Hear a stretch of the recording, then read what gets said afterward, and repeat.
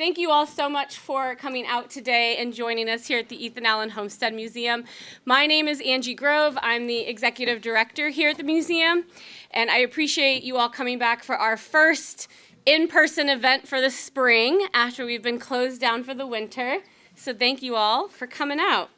I have a few announcements before we get started today. First up, I want to thank our sponsors for our community enrichment programs, Richard and Linda Smarg. They have generously supported our lectures, our field trip programs, our reenactments, and we really appreciate that. That being said, we are looking for more sponsors for the 2026 year. So if you own a business or corporation who might be interested in sponsoring our Homestead events, please see me after this talk. Okay. Also, we are a 501c3 nonprofit, so we are always looking for donors so we can expand the museum and remain sustainable. We do have a 230-year-old house to maintain. And if you know the costs of your house, you can imagine what our bills are for our house. So please consider donating. There is a donation basket at the door and a little replica of the house near the door, which is actually a donation box as well. So please go check that out on your way out. And if you are not already a member, please see the front desk on your way out and pick up a membership form. You do get benefits and early access to some of our exclusive events. And it is a great way to just become a sustainable donor as well to the museum annually. Okay. The last announcement I have before we really get started is that we have a brand new assistant director here at the museum. So this is her first official public engagement, and she's going to tell you about our upcoming events. Please help me welcome Kelly Bartlett. Hi, everyone. Thank you. My name is Kelly Bartlett. I'm the new assistant director at the Ethan Allen Homestead. I'm so happy to see you all. I see several familiar faces, but a lot of new faces. So I'm looking forward to getting to know everyone. We do have some upcoming events that I'd like to share with you. First, I'd just like to thank our sponsors, Richard and Linda Smarg. So we have an exciting slate of upcoming events to share with you all. First, Thursday, April 9th from 6 to 8 p.m., we're offering our first craft night ever, where we will be needle felting fish. Does anyone here know what needle felting is? It's a fun little thing. Yeah, it's a fun therapeutic craft. You take a little needle and you kind of poke it felt over and over again, and then you will come home with a nice fish. No, you can't eat it, but you can display it in your home. And you can sign up to join that craft offering on our website. So once again, it's Thursday, April 9th from 6 to 8 p.m., which is right after our board meeting. So if there are any board members here, please hang out after and do the needle felting. Second, our next free monthly lecture will be in person and will be on Sunday, April 19th from 2 to 3 p.m. Our talk will be Remember Martha Powell and Be More Generous and Favorable to Her Than Your Ancestors. And that will be presented by, I wrote me, but it's actually Angie Grove, the director of the Ethan Allen Homestead.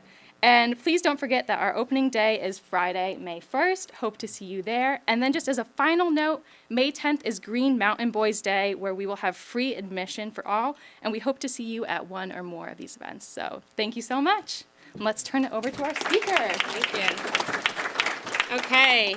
Today we have the honor of having Benjamin Smith with us to deliver our lecture.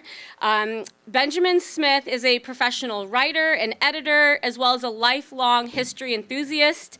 Previously, he served as managing editor for both American Revolution magazine and Civil War Historian magazine.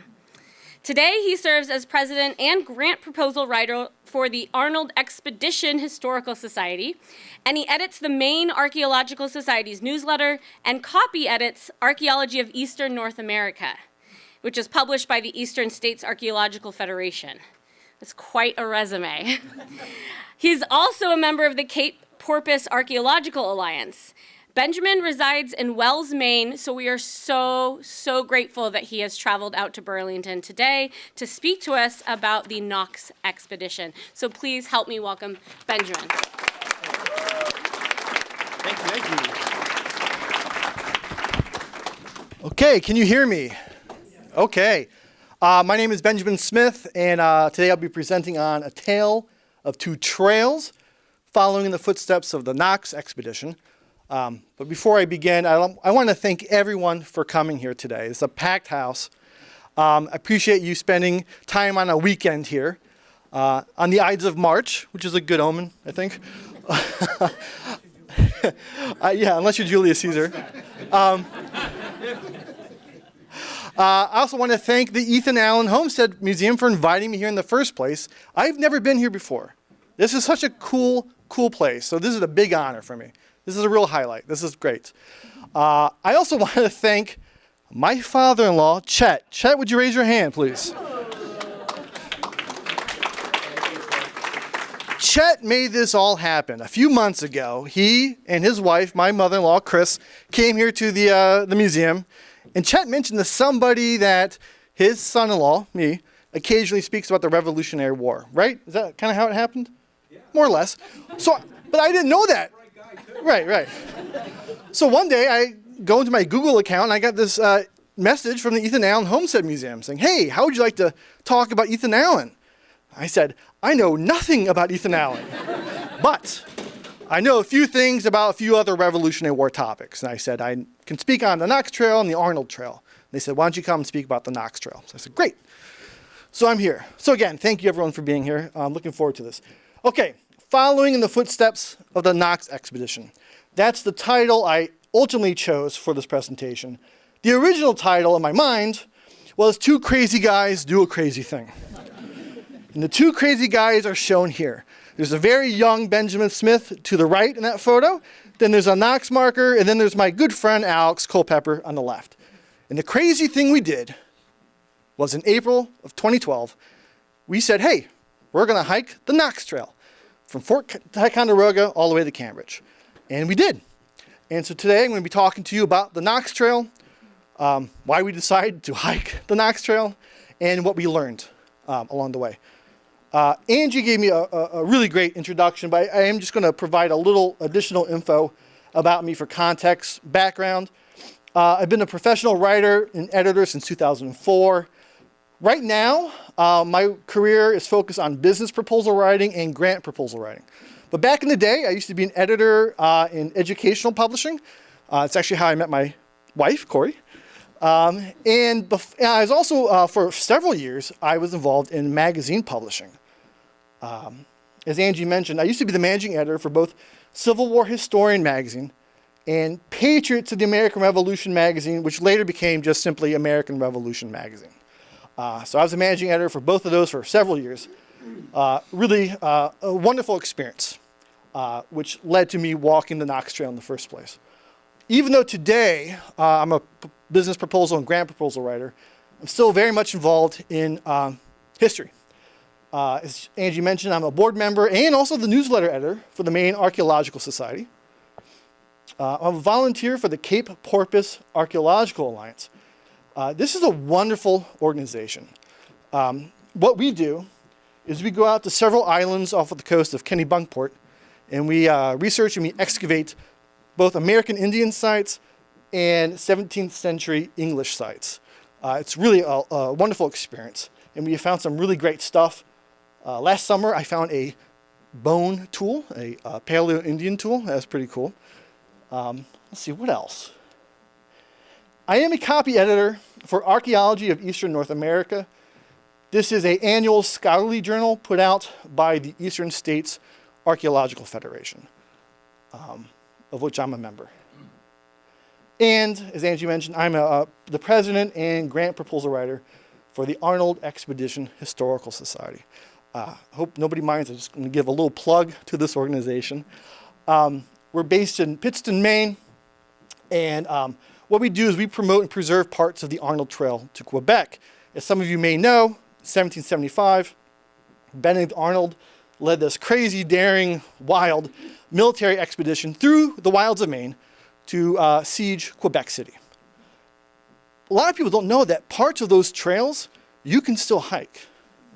And so we clear them in the summer after the winter, and we preserve them, and we put signage up and promote them. And this year, we are working with American Battlefield Trust to create a virtual Arnold Trail So people at home can explore the Arnold Trail, pull up photos and videos, or if you're driving the Arnold Trail, you can go to, use the website to learn more about like what exactly you're looking at when you're looking at a certain historical site. So a lot of good stuff. But let's go back in time. Late October, 2011. Back then, I was 35 years old, a long time ago. I was living in Dayton, Ohio. I had just gotten engaged to my now wife, and I was the managing editor for Patriots of the American Revolution magazine. And it was an evening. I was working late in the office. Everyone else had left.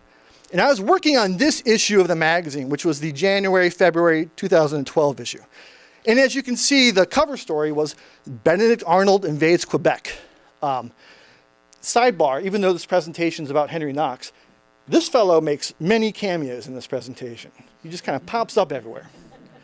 But that evening in late October 2011, I was not actually editing that article. I was editing another article by a wonderful writer named Hugh Harrington that was about several topics, but it did touch upon Henry Knox and the Knox expedition. So, everyone else has left the office. I'm drinking coffee. I'm fact-checking this article by Hugh. I'm doing some minor edits to the article. You should know that back then, like today, I'm not really a Henry Knox expert.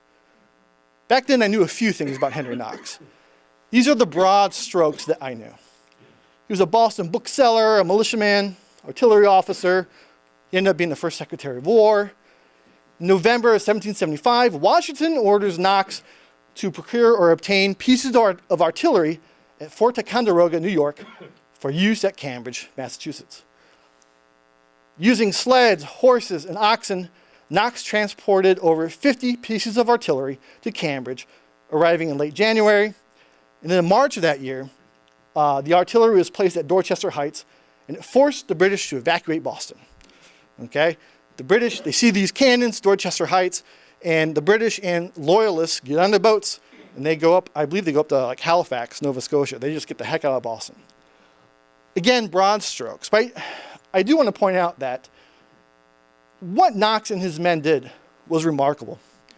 It was a logistical miracle. I can't imagine dragging cannons and howitzers and mortars from Fort Ticonderoga through the snow and ice all the way to Cambridge, and then surprising the British. The British evacuation of Boston was a major early moral and strategic victory for the American soldiers. And I believe still to this day in parts of Boston, they celebrate Evacuation Day, right? On March 17th, which is also St. Patrick's Day.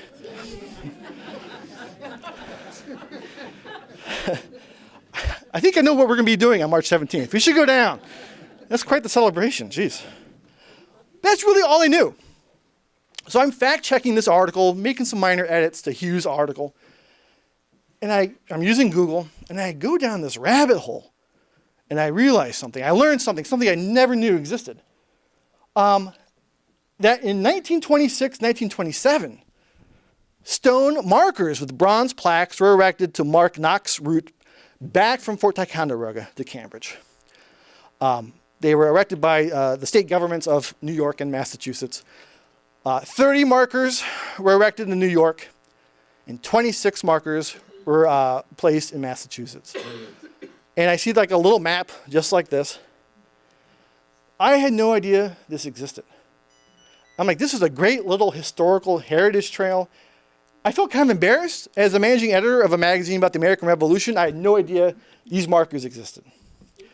So kind of sheepishly, yeah. Is it permissible to take pictures? Oh, yeah. Yeah, I'm fine with it if, yeah. Go ahead. Good question. So, kind of sheepishly, I email Hugh Harrington, the writer of this article. And I provide him a couple of links. And I'm like, hey, I feel kind of dumb, but I didn't know about these historical markers. Did you? I'm getting ready to close up for the night. And, real quick, sorry, one other thing. These are what the markers look like. The one on the left, those are the New York markers. You can tell there's an image and text on the bronze plaque, which is on a stone monument or marker. The one on the right, those are the Massachusetts markers. There's a little image on a bronze plaque, and then most of the text explaining the significance is actually right in the marker itself. I think the DAR was involved with that too. Oh, it could be. I'm sure, I mean, they put up lots of markers around the time. So I just wanted to point that out. So I send this email to Hugh. I'm closing up shop. I get a phone call. Okay. That's not a real photo of the real phone call. That's a reenactment. It's Hugh Harrington on the phone. He sees my email, gets so excited, he does not email me back. He calls me right away. And he's like, I never knew about these markers. Now, if Hugh Harrington didn't know about these markers, and he is just a font of knowledge about the American Revolution and a great writer about the American Revolution, like, wow, we've got kind of an interesting situation here. So Hugh and I kind of go back and forth. We're kind of like, on one hand, kind of embarrassed that we didn't know these markers existed. But then we're also kind of sad because if we didn't know these markers existed, there's a whole lot of other people out there who don't know the markers exist. So Hugh and I talked for a few minutes.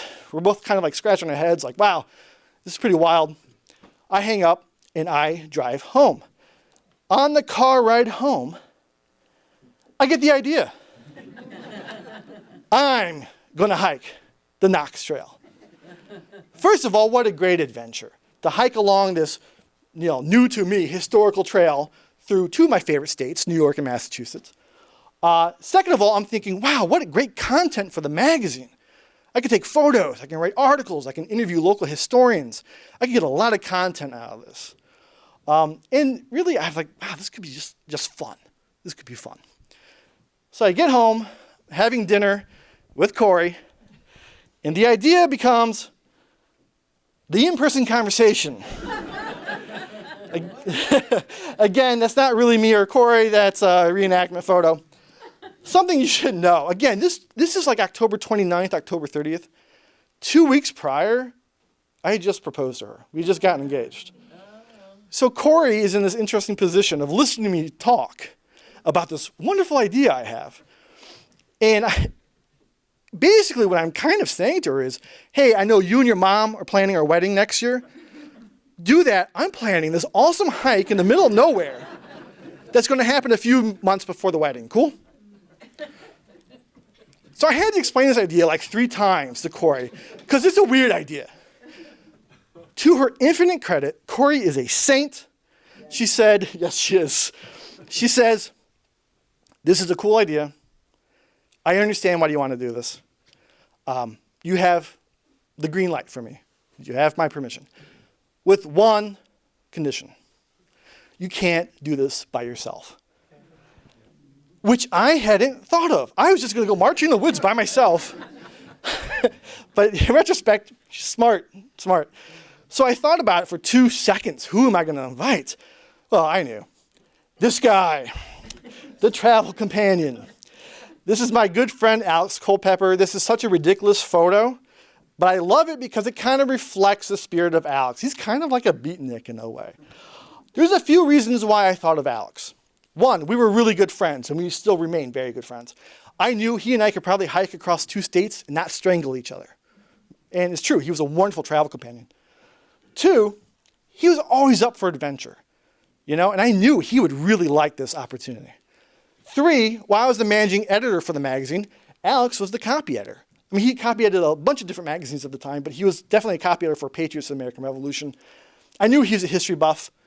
He, like me, really liked the Revolutionary War. I knew he'd be really interested. The final reason is Alex is very tall and very strong.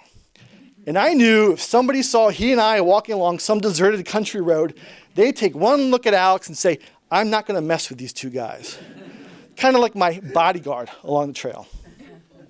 So now that I have the travel companion, the idea becomes the plan. So we at the magazine created, following their footsteps, the Knox Trail Honor Walk. And we promoted the heck out of this in our own magazine and other historical magazines, on social media. We sent out press releases to newspapers in New England. I was on talk radio several times talking about this. I was on 1 or 2 local TV news shows about this. We really promoted the heck out of this. That Alex and I were going to walk the Henry Knox Trail, So eventually kind of like the goals of this kind of morphed and refined itself. First goal was we really wanted to honor Henry Knox and his noble train of artillery. Again, and just remind people that, what Knox and his men did was remarkable. They're really American heroes, They deserve that recognition. We also wanted to raise awareness of and promote the Knox Trail as a unique American historical route. And then we thought, let's do some real good with this. So we decided to raise money for 4 organizations that were either on the Knox Trail or had connections to Knox. Fort Ticonderoga, New York State Military Museum, Boston National Historical Park, and Montpelier, the General Henry Knox Museum. So this was the itinerary. We'd fly from Dayton, Ohio, to Albany, New York, and then take a shuttle to Fort Ticonderoga on April 5th. We would start walking on Friday. Incidentally, it ended up being Good Friday that year. On April 6th, we would hopefully arrive in Cambridge on April 21st. And then we were going to drive back to Dayton in a rental car on Sunday, April 22nd. Total duration, 18 days. Nice chunk of time, not as much time as I wanted to, but I was about as much as Alex and I could take off and do the walk. So that was the itinerary. Here's the reality. That's Alex collapsed at a marker in Ghent, New York, I believe. And he's not doing that for dramatic purposes. So on average, we walked between 10 to 13 miles a day. Sometimes the elevation was great. Sometimes it was very steep. Sometimes we were walking along major highways, sometimes little state roads, We quickly fell behind schedule and had to take taxis through certain areas, such as Albany and Springfield. We arrived in Cambridge the evening of Friday, April 20th, and we experienced lots of charms of the road. Both Alex and I developed the worst blisters we've ever had. We have bruised toenails, weird weather. Some days it was very hot, some days it was freezing cold. Some days I thought it was going to start snowing. Poison ivy, somehow Alex and I both got poison ivy. I got a ton of spider bites. And yeah, there was some exhaustion some days. But I gotta tell you, it was like one of the best adventures I've ever had. If I could go back in time and be young again and do this, I probably would. We really had a great time. We learned so much, which I'll get into what we learned. And we made actually a lot of friends. Some of the friends we met are here. Gary Levier, he's an author and historian. I believe he lived in Lee, Massachusetts. We met him. We met Tom Ragusa. He's a historian in Otis, Massachusetts. And then Ron Couture. Ron, I could not find your photo anywhere. All apologies. I had to use a little icon for you. We met him in Brookfield, Massachusetts. He was, and I think he still is, a Brookfield Historical Commission member. So we learned a lot from these 3 people. Actually, there was many more people we learned a lot from, but these were the 3 main ones. But before I talk about what we learned, I want to show some photos. I went back in preparation for this presentation to look back at old photos that I took in 2012. And I think they're kind of fun. Some of them I took with a digital camera. Some of them I took with a BlackBerry. Do you guys remember BlackBerries? I love my BlackBerry. So let's look at some of these photos. Then we'll get to like really, what did we learn by hiking the Knox Trail? Okay. That left photo, that's our tent where we spent that first night, April 5th in Ticonderoga. And then to the right is a photo of me in the fort. That is the first #1, numero uno, Knox Trail marker. I was such an innocent babe back then. And I want to, a few years ago, I wrote some articles about this hiking the Knox Trail. And occasionally I'm going to read from these to provide some additional context. So, first night, we get to Ticonderoga, and we set up our tent. To our left, invisible in the expansive darkness, was the fort itself. Somewhere straight ahead loomed Lake Champlain and Vermont. The moon above was small and skull white, and dead leaves swirled and circled in the air. Alex and I crawled into our sleeping bags and had the worst sleep in our lives. Due to the cold and the anticipation of the adventure ahead, the next morning we were given a tour of Fort Ticonderoga by Rich Strum, the director of education. And in its courtyard, we noticed a granite rectangle and a large bronze plaque, the first of the New York markers. Standing in the whipping wind and looking out at the beautiful yet desolate wilderness surrounding the stronghold, I had the impression we were about to leave the very spear tip of civilization. Unseen crows called in the far distance. The realization of what was to come hit me. What the heck were we doing here? I'm smiling in that photo. That's a very nervous smile. Well, what we were there to do, we were there to walk, and we started walking. In the first few days, we walked south along Route 9 along Lake George, which I fell in love with Lake George. It is a beautiful lake. I really, really enjoyed it. And so we'd walk, and occasionally we'd come upon a Knox Trail marker. And, to our left always was like this beautiful, beautiful, beautiful lake. Some other photos. Okay, on the left, that is a modern abstract steel sculpture of the Noble Train of Artillery by New York artist Michel Vera. That was near Schuylerville, New York. And then this was fun. I think it's in Otis. There's the Knox Trail Inn, established circa 1820. Really good food. Really good food. And I share both of these photos because it's a good point to remind myself and to tell you that when we were walking the Knox Trail, every once in a while we'd see these references to Knox, So his spirit is kind of there on the trail. Lots of people would come out and meet us. Because we advertise it in the magazine and the newspapers on the radio, the entire time, and this is interesting, the entire time we're hiking, I'm getting on my BlackBerry little emails and texts saying, hey, when do you think you're going to arrive in this town? When do you think you're going to arrive in that town? So the entire time I'm hiking, I'm trying to text and send emails. This is East Greenbush, New York. We had a nice little group come out and meet us. An interesting thing about this, one of the gentlemen here, I think it's the guy right behind the Knox marker, participated in the 1975 reenactment of the Knox expedition. So 1975, groups in New York and Massachusetts kind of did a full reenactment in colonial gear and so forth, dragging cannons from Fort Ticonderoga to Cambridge. He had participated in that. And he loved the fact that two idiots were now trying to do the same thing in 2012. He also showed me a commemorative coin of that 1975 reenactment, which I've never seen before or since. Kind of really neat. People came out to meet us in Blandford, Massachusetts. I remember this very distinctly because the entire time we're walking to Blandford, we're walking up an elevation, and it was the hottest day of the trip. By the time we get there, we were sweaty and disgusting and thirsty and tired. But they were a great group. They were very fun, very enthusiastic to see us. This is a group that came out to meet us in Brookfield. So this is funny.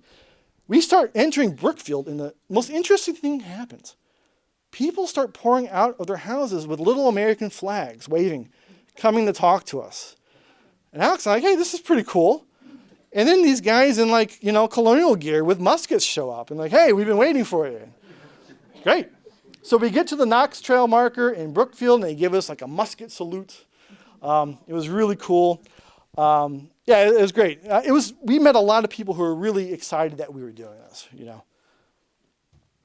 Okay, I did not take this photo because I'm not a time traveler. But this is a photo from 1927 that was given to us in Brookfield, Massachusetts. This is a photo showing the celebration honoring the placement of the Knox Trail marker in Brookfield, Mass. in 1927. If you could look closely, you can see people on horses wearing 18th century clothing. Looks like they had a good time. So I just think that's a cool photo. Okay, and this is me at the last monument, Dorchester Heights. I'm I am done. I remember this so distinctly. I had three very strong emotions. One was I was so happy that we actually achieved this. We did it. We did it. I was so happy to see my fiance and go home. I was also sad that the adventure was over. I really loved hiking the Knox Trail. Alex and I had a great time. So it's a very complex, emotional photo there. Now, what did we learn? We learned a lot. Some of it might seem obvious, some might not. First thing we learned, really in a way, there are two Knox trails. The one actually traversed by the Knox expedition in 1775 and 1776, and the one created by the placement of historical markers in 1926, 1927. Seems obvious, didn't really hit us until at first we're walking down from Fort Ticonderoga to the village of Lake George, along Lake George on Route 9, and occasionally we get to a marker and be like, oh yes, this is so cool. This is where the expedition came down. And you were like, no, this is just a marker. They actually rode down Lake George in bateaus or little boats. But you can't place a stone marker in the middle of a lake. So they had to make do. So it's kind of a little disconnect there. This disconnect and reinforcement of the fact that there's really two trails, we realized when we were walking along the Hudson River.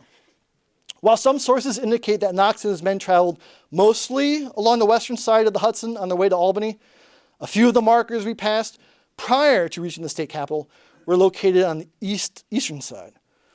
And there remains some debate about where exactly the party crossed the Hudson and how many times they crossed. So what this means is you might be at a marker west of the river, but they actually might have crossed on the east side, or vice versa. So, it's not a apples to apples, 1-to-1 ratio. There's it's kind of like two separate trails. What we learned part 2, there are countless, and I mean countless, historical points of interest along the Knox Trail that have nothing to do with Henry Knox. Okay? I had to whittle this down. My presentation was originally like 200 slides. I'm not joking. I had pictures of so many historical sites. I had to whittle it down. So one of the first things we saw, we get to the village of Lake George. And if you go to the village of Lake George, on the southern part of Lake George, there's Fort William Henry. It's a big tourist attraction. But east of there, near one of the Knox markers, is the remains of Fort George. This was a British fort. It was created by the British during the French and Indian Wars in the 1750s. An interesting note, again, I told you Benedict Arnold kind of pops up a lot in this. So, in 1775, Benedict Arnold and his expedition go through Maine, right? Lay siege to Quebec. Doesn't work out. They retreat, but they don't go back through Maine. They go along Lake Champlain, and they end up in Crown Point, New York. Okay? Kind of a defeated, shoddy army at this point. But they were also, it was a sick army. A lot of people had developed smallpox. So what they did is, Arnold and his leaders, they separated the remaining army in two groups. The healthy soldiers went to Fort Ticonderoga. The sick soldiers with the smallpox, they went down and stayed and quarantined at Lake George. Kind of interesting. Unfortunately, in 1780, the British came and they destroyed the heck out of this fort. You go there now and there's basically like a stone pile. That's all that remains. But still, it's a really cool site to visit. Highly suggest it. Okay. We got a private tour of Saratoga Battlefield Park when we were on the walk. And the rangers showed us a lot of cool things. One of the things they showed us was this boot monument. Does anyone know what does it refer to? Benedict Arnold, once again. So Benedict Arnold, before he was a trader, was actually a pretty daring, brave military leader. And at I think it's the Second Battle of Saratoga, he rushes towards the British defenses in this kind of mad, daring attack, gets shot in the leg, gets pretty severely wounded. I think he had it took him 2 months to recover from this. So years later at Saratoga Battlefield, they wanted to acknowledge his bravery, which kind of helped save the day at Saratoga, which led to the French joining our side in the Revolutionary War, which helped us win the Revolutionary War. But they didn't want to put a bust in this big monument to a guy who ended up being a traitor. So they put this there's no words, there's no inscription, there's just a boot. And I remember when we got there, the ranger was like, do you know the significance of this boot? And I'm like, oh, it's one of Henry Knox's boots? I have no idea. No, it's Benedict Arnold. Okay, this was wild. We're walking through the town, small town of Half Moon, New York. And all of a sudden, we see a Henry Hudson marker. So apparently, the explorer Henry Hudson sailed there. I believe Henry Hudson's boat was called the Half Moon. And so I would imagine that's where the town got its name. And the marker itself reads, September 22nd, 1609, stopped here by shallow water in Hudson River in search for the Northwest Passage. Yeah. Which, I mean, we come upon this marker and we're just like standing there like, oh my gosh, this is wild. Again, there is so much history along the Knox Trail. It is wild. Okay. I think it's pronounced Kralo State Historic Site. So, this was cool. I remember this very distinctly. Alex and I leave Albany, New York, and we're crossing, I think it's called the Dunn Memorial Bridge across the Hudson River, on our way to Rensselaer, New York. And we get there, and we meet a few people there who show us Fort Kralo, which is, it's basically a fortified house. It's not like a big fort like Ticonderoga, but it was used as a fortified house. And according to stories and some records and lots of legend, it was at Fort Kralo where British Army surgeon Richard Shuckburgh supposedly wrote the lyrics to Yankee Doodle in 1750s, making fun of the uncouth colonial soldiers. Just really cool. We had no idea. We're crossing the bridge and there's people there and like, you should check this site out. This is where the lyrics of Yankee Doodle were written. I'm like, wow, this is great. No idea. Okay, these two photos are from Kinderhook, New York. Kinderhook, New York ended up being one of my favorite places along the trail. In my article, I describe Kinderhook as quaint and quiet in both a colonial Dutch and New England sort of way, chock full of history. Martin Van Buren, the 8th president of the United States, was born here. That's Alex with Martin's statue, just hanging out. Nearby stands Lindenwold, a mansion purchased by Van Buren, and where the first great American author, Washington Irving, wrote The Legend of Sleepy Hollow. I had no idea about that, and I'm a big Washington Irving fan. So when I found that out, I was very excited. Let's see. British General John Burgoyne was entertained as a prisoner after Saratoga in a stately house in the village. Likewise, Benedict Arnold was treated for wounds to his leg at that house, the Benedict Arnold house. And these are private houses. I mean, people just live in them now. I remember being like really jealous. It's like, I want to live in the Benedict Arnold house. Okay. There's going to be some controversy here, perhaps. Great Barrington. There's a marker here. First Courthouse of Berkshire County marker, Great Barrington. The text says on the marker, near the spot stood the first courthouse of Berkshire County, erected 1764. Here, August 16th, 1774, occurred the first open resistance to British rule in America. A year after the Boston Tea Party. Remember Alex and I reading this, and we're like, and Gary Levier was showing us, you know, we're like, hey Gary, I think there's something wrong with your marker. You gotta.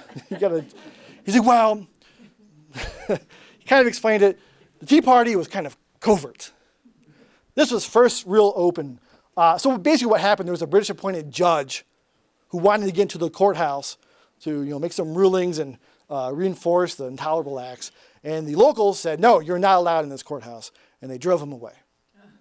So I did not write this marker, okay? But it's there. It's kind of cool. All right. This is very strange. This is the Spooner Well marker in Brookfield, Massachusetts. Let me give you some context about this. So this is where, you know, we were in Brookfield, and Ron Couture was kind of giving us a tour. Bear with me. Okay, yeah. The Spooner Well. So in March of 1778, 3 soldiers, 1 patriot and 2 escaped redcoats, murdered a local farmer, Joshua Spooner, and they threw him down a well at the urging of Spooner's wife, Bathsheba. Kind of interesting. So eventually all 4 were executed.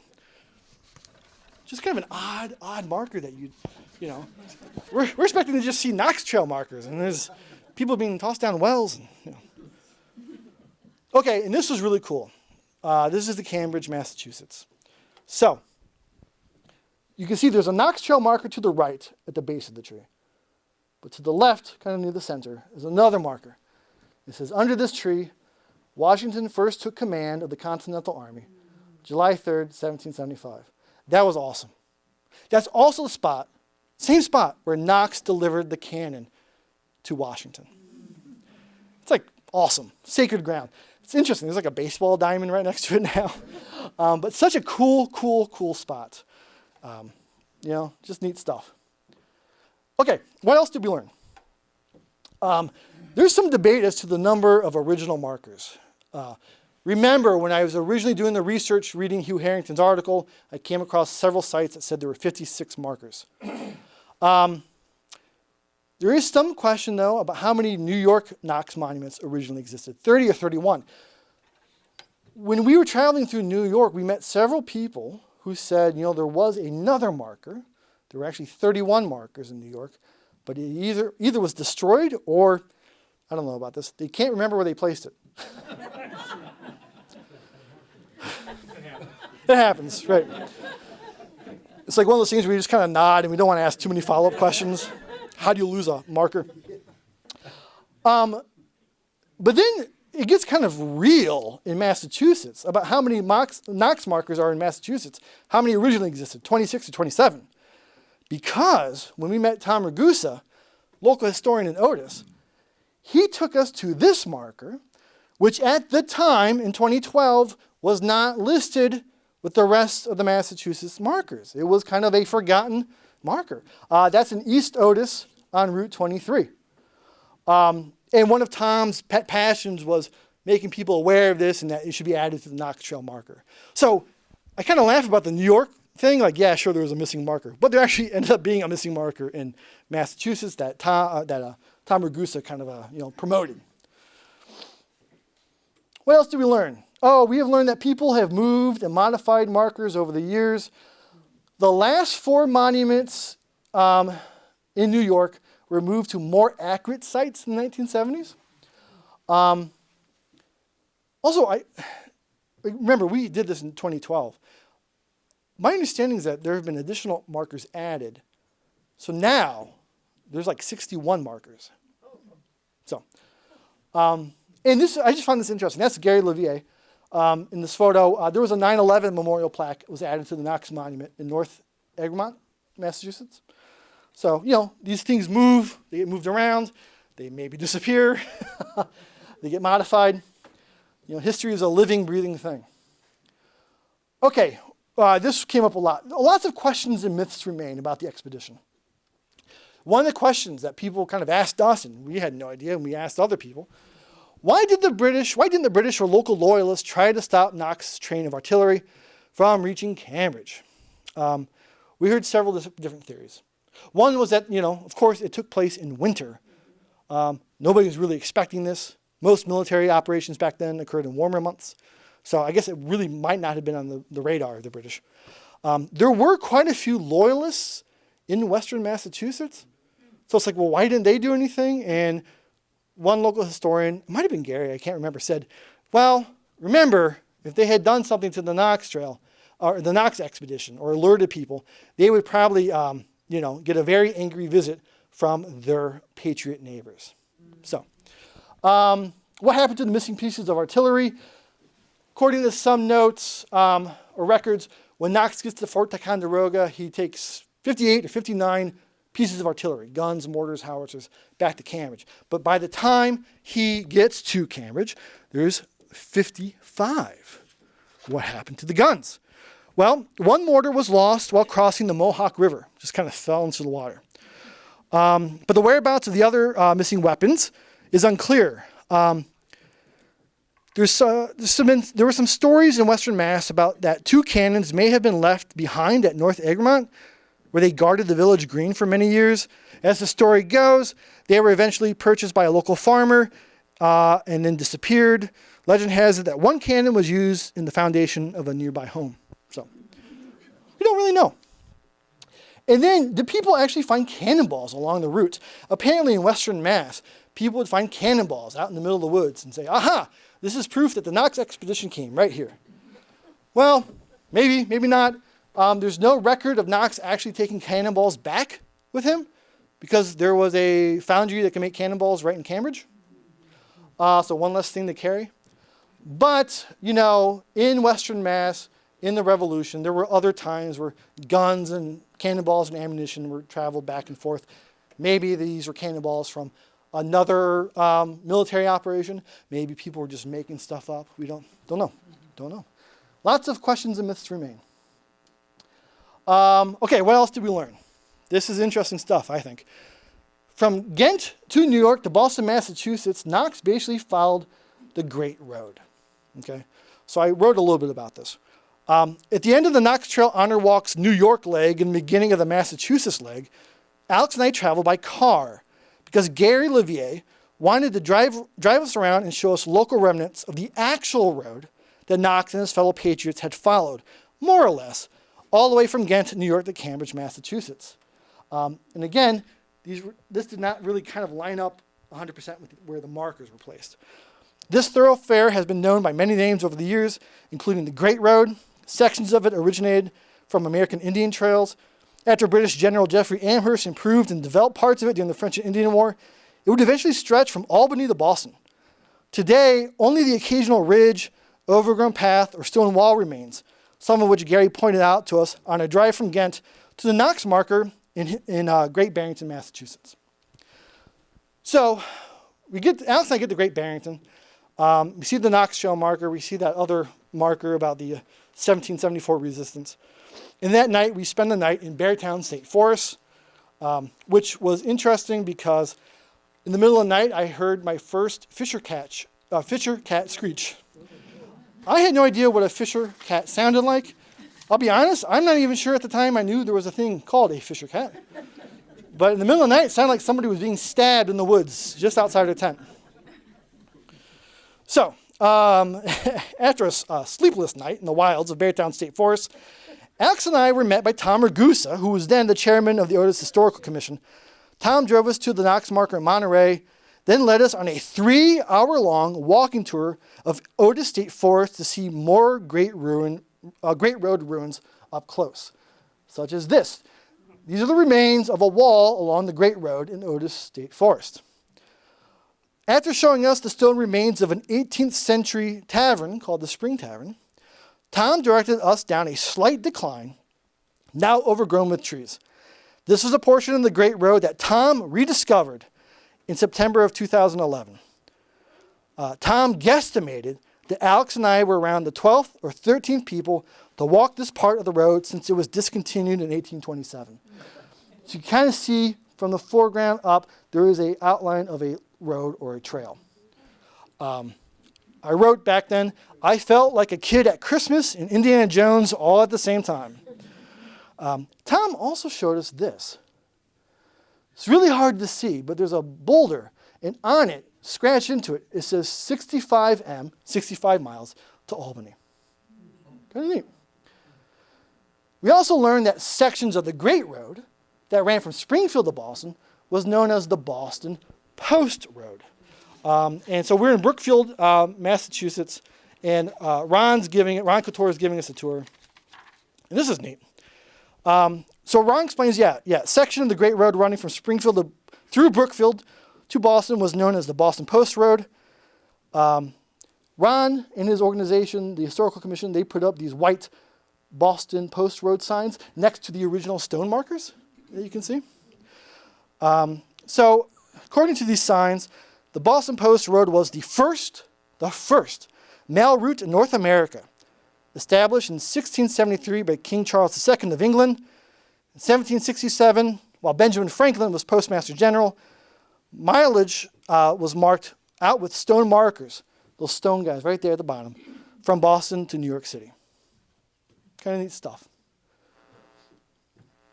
So, we're winding down here.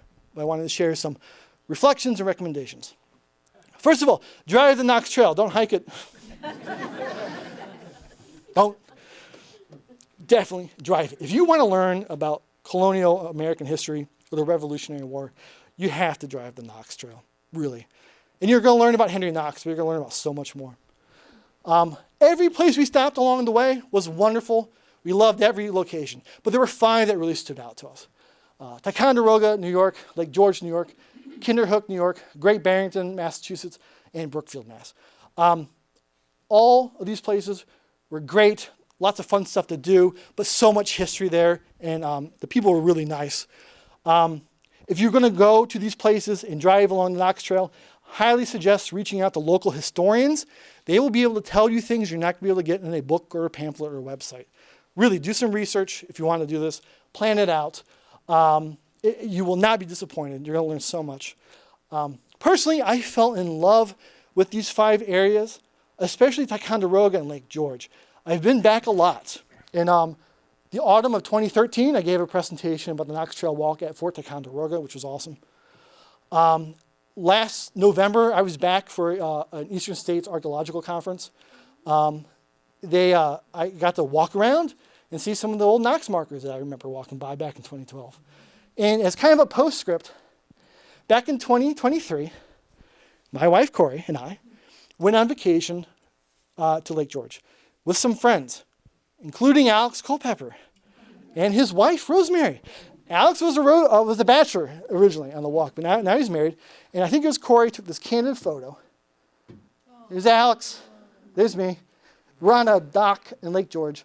I'm pointing to the mountains, and we're reminiscing. And I love this. You got 2 men, now firmly in middle age, reflecting on a great adventure they once had. So, and that great adventure could be yours. That's it. Thank you.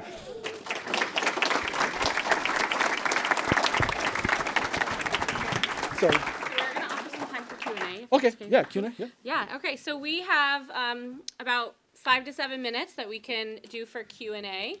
So, yeah, go ahead. We'll start there. Were you tempted to bring along some cannons with you? No. It's funny, though. Every time we'd go to a town and a group of people would meet us, somebody would say, "Where's the cannons? Where's the oxen?" One in every crowd. The one in every crowd, yes. Are you familiar with, there's not many books out there about the Knox Expedition, or whatever you want to call it, the Knox Trail. But I'm reading like the Johnny Tremaine version called Cannons for a Cause. Yeah. Wonderful book, and so many of the things that you just mentioned, Great Barrington, that are in the book. So it's like Johnny Tremaine, except it's about another boy, 16-year-old, who is driving horses. Oh. And he, with his dad, Did not know that. was in the The title was Yeah. Cannons for a Cause? Cannons for Okay. a Cause. I Just can't Gonna think of- repeat that into the mic to make sure. Cannons for a cause. There you go. I can't think of the author right now. It's Is on it the Kindle. same author as Johnny Tremaine? No. Oh, okay. No. But it's a wonderful book, and it talks about all the logistics. How do you haul cannons up a mountain? How do you haul them down without the sledge running the horses? Just That's good. Okay, good. I did not know. I did not aware of that. So thank you. Okay. Is there any documentation of the weight of these cannons? Some of these have been several tons. 18 ounces to the pound. Yeah, I think there are. I think there's some. But again, there are some records about this. The question is, are the records 100% accurate? 'Cause again, like even the number of cannons. Some people say they took 58. Some said they took 59 from Fort Ty. So yeah, good question. Yes, go ahead. So I just have to point out a little bit of an irony. We haven't really spoken about Ethan Allen, but we're in his homestead. Yeah. So to what extent do we really owe a debt to 3 characters that showed up through the Revolution after their first mission, which would have been Benedict Arnold, Seth Warner, and Ethan Allen standing on the shores of Lake Champlain before they took Fort Ticonderoga. Yeah, absolutely. Yeah. No, good point. And it's funny, when we were hiking the Knox Trail, we would meet with local historians, and the same names kept popping up. Not just Knox, but Benedict Arnold, Ethan Allen, John Burgoyne, Can I add something in there? Because sure. one of the things I was thinking about while listening to the presentation was, where was Ethan Allen during all of this, right? For those of you who maybe don't know, Ethan Allen was captured just a few months before the expedition started. So by the time the expedition started, he was in London, in Pendennis Castle, in prison, and then was on prison ships in Halifax, in South Carolina, in New York. Eventually, he was paroled on Long Island, and he was in prison for almost 3 years. And if you want to learn more about that, Ethan Allen's imprisonment is actually part of the featured exhibit right on the other side of this wall. So when you're done with the presentation, you can say, okay, while the Knox expedition is going on, this is where Ethan Allen was. Yeah. Go ahead, yes. This is the same Knox that has the big house over in Thomaston, Maine. Yeah. How did he end up there? Or did he come from there? No, he's from Boston. Well, how did that, what's that house? That was his house. After the revolution, yeah, he moved up there. Yeah, it's only a few hours from where I live now. Right. And I've gone up, but I've never been able to go inside it. It's been kind of closed for repairs. Real quick, oh gosh, I got to point out something about Maine. Speaking about Maine, today, March 15th, is Maine's birthday. On this day in 1820, Maine became the 23rd state. Shout out to Maine. Yes, go ahead. Fun fact, Henry Knox actually named one of the cannons Lucy. Real, I think somebody might have mentioned that to me. He named it Lucy. That's his wife's name. Yeah. That's you could. That was the loose cannon. Yeah. Very good. Near and dear to our hearts here at Ethan Allen Homestead, of course, is Ethan Allen's involvement with all this. So on May 9th, he and Benedict Arnold and their men met down in Castleton, Vermont, and they had a war council and decided the plan of action that overnight they marched to the lake and went across, and on May 10th they took Fort Ticonderoga on the date of May 10th. So in Castleton, they celebrate that, and I was there last May 9th for it. They celebrate it once every 50 years. Only every 50 years. So I'm just barely, at 119 years old, just barely going to make the next one. Why every 50 years? I don't know. I couldn't get an answer from anybody. Yes. Do you know how many soldiers were with Knox? I don't. I think maybe I did at some point. But again, I wouldn't trust the actual records. Sometimes, like I know in the Arnold Expedition, I'll give a different example. They were hiking through Maine. People from local towns would just join. They didn't always keep track of everyone. So, yeah. Okay, yes. I've always wondered why Ethan Allen and the Green Mountain Boys took Ty in May when they knew they couldn't move the cannons until snow. Any idea? Yeah, the going theory, because it's not like any one of them was interviewed by anybody and asked this question, but the going theory is that they heard about Lexington and Concord and then immediately said, let's go take Fort Ticonderoga.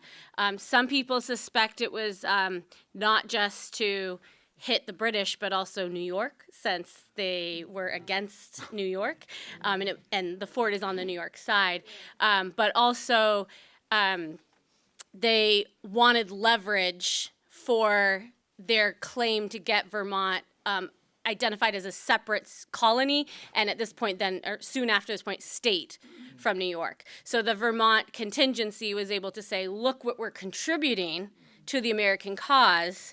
Shouldn't Vermont be its own state? But I also have an expert over here with his hand up. Tom, did you want to add in? Yes, please. Yes. Oh, Tom, come on up and say. Sure. Do you want to introduce yourself briefly? Sure. Okay. My name's Tom Hughes. I worked on Ethan Allen and Castleton last May 9th. The war breaks out, and the problem is still, after conquering Lexington, that the British have blockaded the port of Boston, which basically is shutting down trade for New England as retaliation for dumping the tea. So, got to get the British out. The only way to do that is with firepower, cannon. That's all on Lake Champlain, Crown Point, and Ticonderoga. So they liberated them before they could haul them because they knew that the war had started. And believe it or not, 3 weeks after conquering Lexington, the British at Ticonderoga and Crown Point did not yet know that the war had started. So it was a matter of rushing to the scene, because these forts, if they were on alert, they had 78 cannon at one and 111 at the other. You couldn't go in even at night when they were sleeping with muskets and take them if they were on alert and ready, expecting something. They were so not expecting anything, because where's the enemy? British Canada, British America. Where's their enemy? Across the ocean? So it was a surprise, but still daring. I mean, come on. That takes courage to be just guys with muskets thinking that they can steal a fort from the British. Thank you, Tom. Thank you. Yeah, let's. I think we have time for 2 more questions, and then you will be sticking around for a little bit after for anyone who has extra. Sure. Okay. So we have time for 2 more questions. Yes. So, just to refresh, what was the distance they went and how long did it take? Okay. I knew somebody was going to ask me that. What's the distance you went? Yeah.